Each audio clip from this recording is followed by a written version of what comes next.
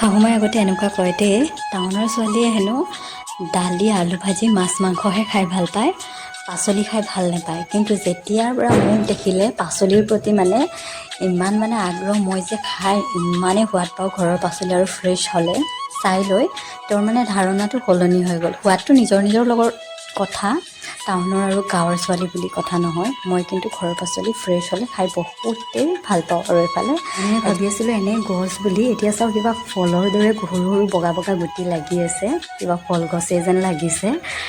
গুটি খাই চালোঁ, পনীয়া আৰু অলপ মিঠা লাগিছে, কি গুটি নাজানো দেই।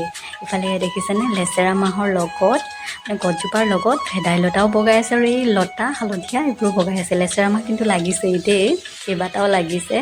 মই খাই বহুত ভাল পাওঁ। উৰহি গছো লগাইছিলোঁ, উৰহি এতিয়ালৈকে অহা নাই।